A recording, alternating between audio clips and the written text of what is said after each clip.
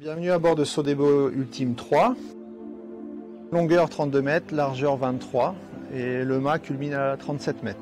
Donc navire volant parce que depuis quelques années nous avons installé ce que l'on voit là, des foils et des safrans avec des plans porteurs. Et le but du jeu c'est de faire voler le bateau. Donc les foils ce sont comme des ailes marines et ça, avec la vitesse ça permet de faire voler, de soulager les coques. Donc on ne vole pas complètement mais on sort les coques de l'eau. Et ça fait que le bateau va beaucoup plus vite qu'un bateau classique, 45-50 nœuds. C'est ce qu'il y a de plus rapide à l'heure actuelle, oui. Ça peut se manœuvrer tout seul, comme le fait Thomas. À 2 personnes aussi sur les courses en double ou en équipage, en général c'est 6-7 personnes.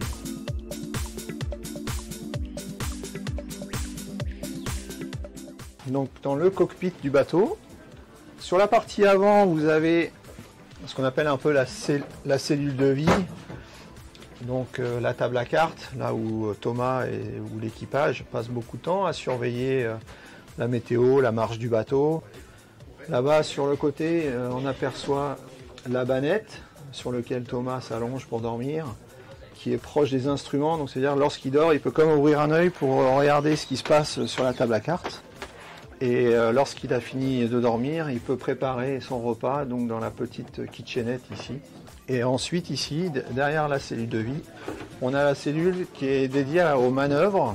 Donc là vous avez ce qu'on appelle le piano, avec les winches et tous les cordages qui descendent du mât ou qui vont sur le pont, qui servent aux manœuvres du bateau. On a un cockpit ce qu'on appelle fermé, toutes les manœuvres sont à l'intérieur et l'idée c'est de ne pas aller sur le filet ou le moins possible pour s'exposer à la mer parce que avec la vitesse du bateau, le passage des vagues, c'est une zone qu'on peut considérer dangereuse. On sort du bateau avec un harnais et on vient s'amarrer sur des cordages qu'on voit ici qui s'appellent des lignes de vie. Et là, une fois que vous êtes attaché là-dessus, vous pouvez vous déplacer sur le filet sans risquer de tomber par-dessus bord. Comme c'est un gros bateau, tout est physique, les surfaces de voile sont grandes, donc oui les manœuvres sont longues. Un virement de bord par exemple, un changement de voile, un hissé de grand voile, c'est long, c'est plus d'une demi-heure suivant les conditions météo. Et ce qu'on fait de mieux, c'est les Formule 1 des mers, les vrais Formule 1 des mers, c'est que de la techno et du développement constant.